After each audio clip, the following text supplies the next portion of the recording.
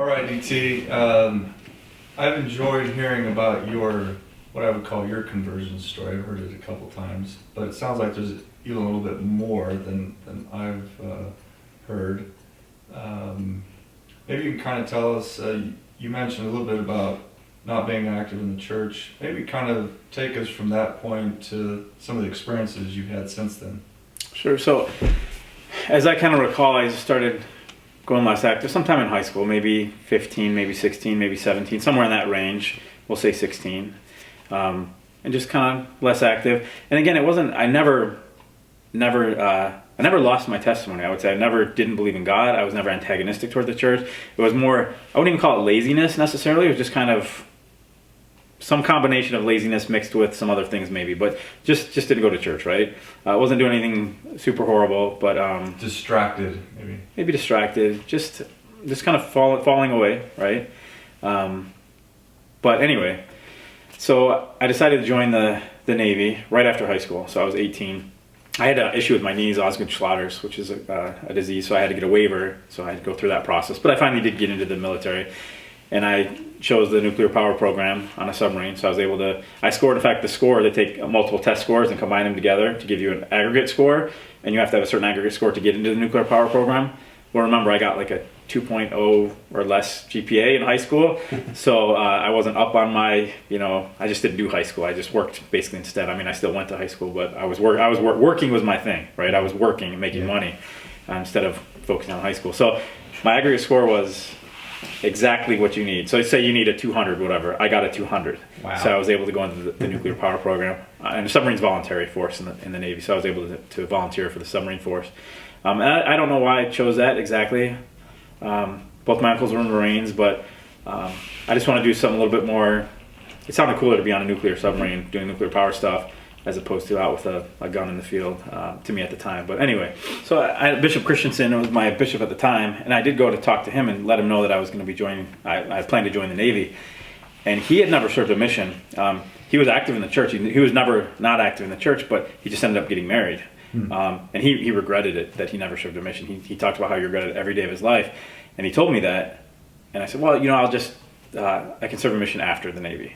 And I don't think I wasn't lying necessarily, but that was never, it didn't end up heading that direction, but maybe it planted a seed at the time in my head because of his story that he told me about his own experience, but that wasn't necessarily what was going to happen. I was less active at the time, right? But anyway, so I joined the Navy, and I go off, and I'm in boot camps in Chicago in the wintertime, and then Florida is training camp. It's 2 years of schooling. It was pretty rough schooling. It was 14-hour days, 15 hours of class, and then some more homework on top of that. It was grueling, and nonstop for months at a time for the nuclear power program in the Navy. And then I went to upstate New York, and there's a prototype there in the middle of the woods. There's a nuclear power plant most people don't know about, but and so I went up there. You actually operate the nuclear power plant land-based as part of your training. They teach you how to operate the nuclear power plant. And then I was assigned to a submarine. I went out to the USS Florida, which is out in Seattle area, Puget Sound, Pacific Northwest. But anyway, so I'm less active, just, not going to church. And part of it was, again, I didn't have anything to wear, or just didn't, I hadn't been to church for a couple years at that point. Just kind of doing my thing. I went hiking a lot, things like that. But I remember I got, I don't know if it was a call or email or letter, something like that, but I found out that my brother was going on his mission. And my brother, before I left on my mission, my brother and I have always been relatively close. We've gotten along really well. He's 2 years younger than me. But he had been in a punk rock band. Like, he had his hair like a mohawk, and he was wild. He was wild, and he wore like, just did weird stuff, right? Like foxtails and stuff. He'd just wear them like attached to his clothes, and just weird, right? Just did weird stuff. And a heavy metal band, heavy metal. And that's the last I saw him, right, when I left to join the Navy.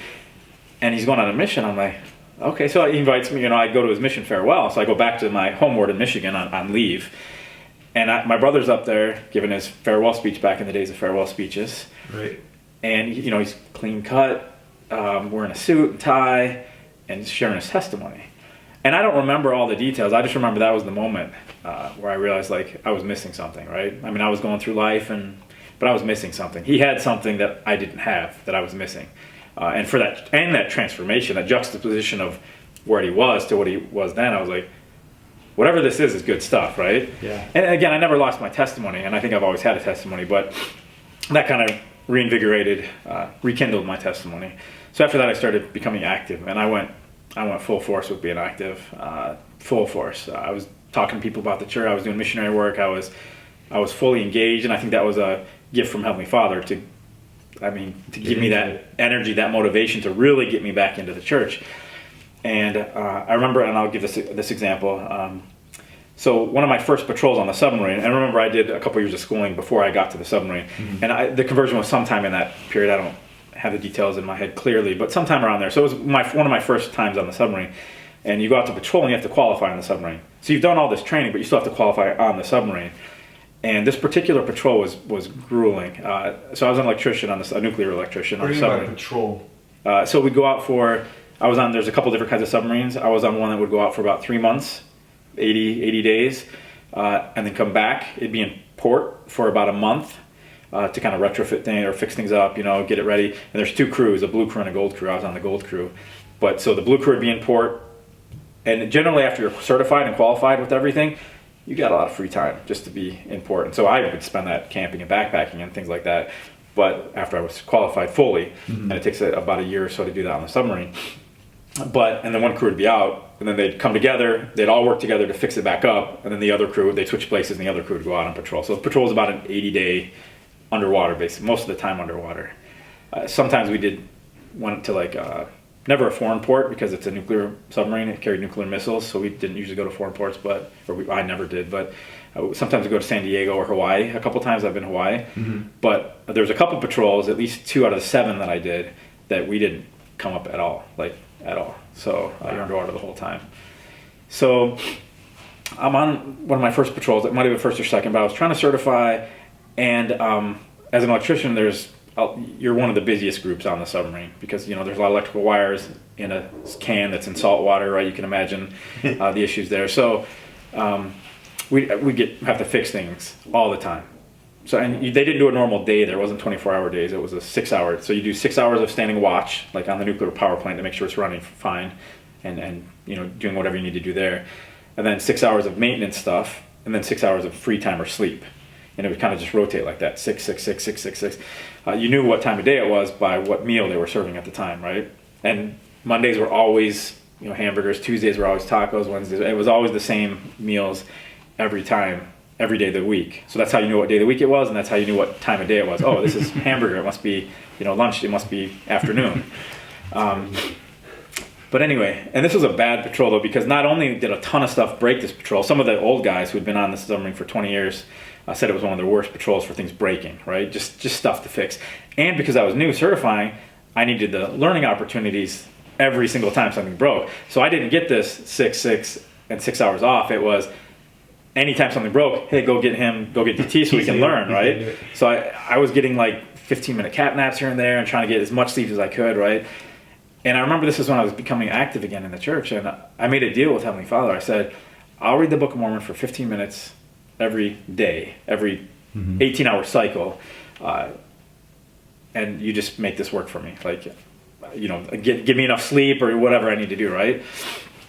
And so I was reading every 15 minutes. And remember, sleep is precious. I try to stress that it was precious. It was a big deal for me to make this, in my opinion, a big deal for me to make this, because I didn't know when I was going to sleep, when I was going to get woken up, and I only had the 6-hour block, right? So anyway, even to start with. But I remember making that deal with Heavenly Father. Basically, I prayed and made that deal with Him. And one day I was reading on the submarine. So I'm in my rack, and so there's the beds are probably from here to the ceiling. There's actually a little bit lower than that, in a space about here, so maybe 10 feet by 10 feet.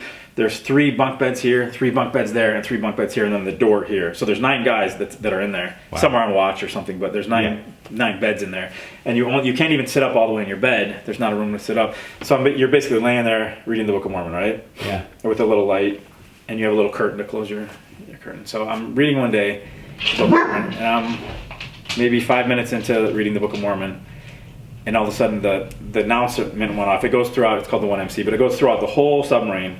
And a bell that goes off. that says, this is battle station. It's the bell for battle stations. So ding, ding, ding, ding, right, it's the bell.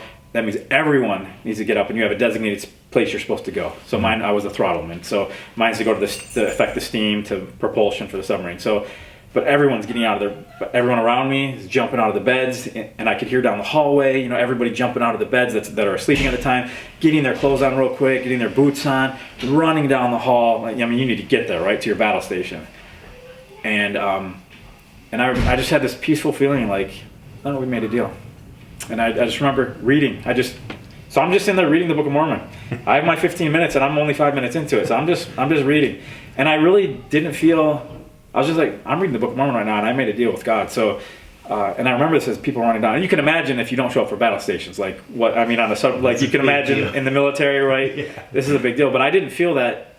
I wasn't even being flippant around. I just felt like I'm just reading the Book of Mormon, and. So everyone's running down the hall, and this is probably like a minute later, maybe, just in my recollection. Probably a minute later, maybe a minute and a half, 2 minutes later, there's an announcement that went out again to everyone that says, basically someone's knee, like up at the command station at the con, had accidentally bumped the button. Wow. And pushed it, and it was false alarm. Disregard, false alarm. Go back to what you were doing, and that was a huge testimony builder for me. One of making deals with Heavenly Father, making covenants with Heavenly Father, even on a personal level, right? We have our baptismal covenants, which we all make, but we can also make covenants with Heavenly Father on an individual, personal level. And then just how He handles His end of the bargain, no matter what our petty little things in this world, whether it's the military or, it doesn't matter. He's more powerful, obviously, than any of that stuff. And so that was a great testimony builder. So after the Navy, I did 6 years in the Navy. After the Navy, I decided I was going to go on a mission. And how old are you? So I think I'm 24. 24 something, 24 and a half or something like that. That's not 19. No, it's not 19. And I decided I'm going to go on a mission. And I go back to Michigan, and I ended up going on a mission. And I remember when I got my mission call, this is when it came in an envelope back in the old days, right? Yeah. And I was in, anyway, I don't remember. I might have been in Utah at the time with family there, but I didn't want to do the big open thing with the whole family. For me, it was because I was an adult. I was 24. I'd already been on my own for years. It wasn't a thing like that for me, like a leaving the nest type deal. I wanted it to be a very personal, spiritual experience, whether that's right or wrong. But I ended up going to a room by myself, kneeling down, praying, and just reading it. And then I told everyone afterwards. But to be honest with you, I initially felt disappointed because I speak Spanish, right? And I was, everyone hopes to go, out of the country and all that stuff. And mine was to Canada. I was like, Canada? I mean, that's like getting called like Kansas or something, right? And I was like, Canada? But I prayed about it and I got over that. But after now having gone on the mission, best experience ever, obviously, like any mission is. But it was a Spanish-speaking mission in Canada, in French-speaking Canada, and in a little island, Montreal. Wow. So looking back at it now, I'm on this island that speaks French, and I'm speaking Spanish. There's actually 2 Spanish wards in the city, not branches, wards. I was in one for a long time, like probably a year out of my mission, so I got to really know the people. But the interesting thing, though, so I made a study of Spanish right when I was younger, I told you, not just because I was in Spanish, but I made a study of it to try to learn it really well, kind of academically, if you will. And if I would have gone to Mexico, or if I would have gone to Costa Rica, or if I would have gone somewhere I would have learned that Spanish. Well, the interesting thing is, because there's so many immigrants that speak Spanish in Canada, there's 21 countries that have Spanish as their official primary language. And I interacted with and worked with, not just met, but interacted and worked with 19 of those countries. Wow. So I got to hear Spanish from every country except for a small country in West Africa. It's I forget what it's called now. But anyway, and then also the Dominican Republic, or not Dominican Republic, but the U.S., what's it called? It's a U.S. territory, Puerto Rico. Oh, yeah. So no one would be there from Puerto Rico because it's U.S. territory, right? So they're not immigrating to Canada like all the other people were seeking asylum or whatever. So anyway, so I missed 2 countries, but otherwise I even had somebody from Spain, the Spanish embassy that was there, because I worked in the capital for a while in Ottawa.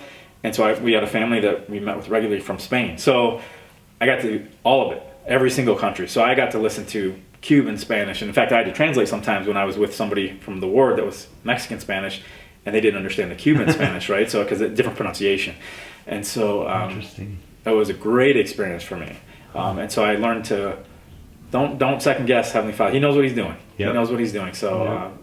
but I do remember having that slight disappointment for just a couple minutes when I first read it. That's awesome.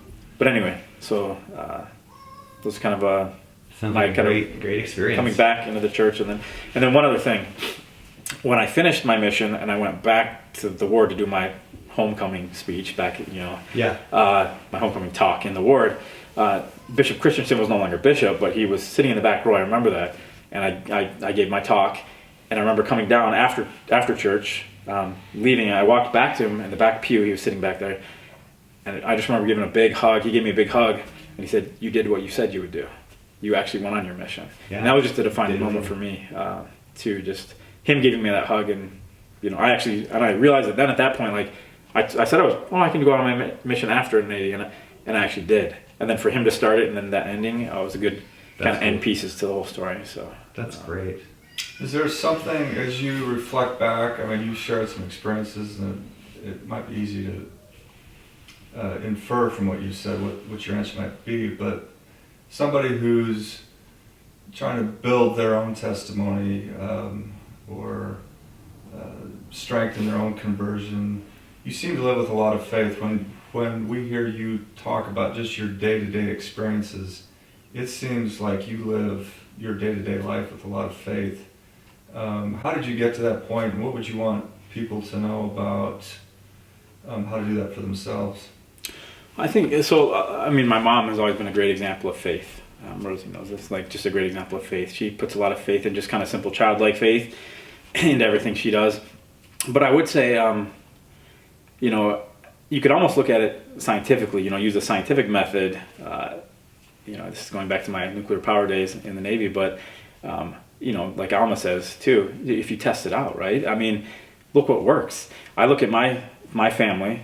My brother and I are active in the church, and I look at where we are in life, and I look at other siblings or other people who aren't active and just where they are in their life, and I don't necessarily mean temporal, but it could be temporal. But just look at it. Look at the difference in somebody who follows the gospel and somebody who doesn't follow the gospel. I mean, they're eternal principles. They're universal principles. If you do this, you get blessed, right? I mean, that's God has said that. Now, sometimes the blessings come in forms that we don't recognize at the time, or it's God's timeline. We all get that, but in a real way, just look at the difference, and test it out for yourself, right? If you pray and you feel good, okay, that's one point. And that happens again to you 100 times or 1,000 times throughout your life, or where things work out, like right now, our move and me getting this job, all of that working out. Well, I said at the time, like, I got a spiritual impression that this was going to happen, and then it happens. And I knew that was a spirit. And you have to learn over time what the spirit feels like for you. And I have a story I could tell later about, possibly about Rosie, praying about marrying Rosie. But just if you experiment it and see what that tastes like, what that fruit that you grow tastes like, then it's pretty good fruit. So why would you not, right? I mean, it's easy to see the difference between over time as you get older, right? You can really see the difference between the trajectory. And I think about my trajectory. Where's going clubbing till 5 a.m. Every day? Where's that trajectory take you through your 20s, versus going on a mission, getting married in the temple, having kids? I mean, two diametrically opposed trajectories. And obviously, everyone lives their own life, and we don't judge other people's lives. But I think whoever you are, if you follow the gospel or strive to follow the gospel, it's going to help you, you personally. So thank you.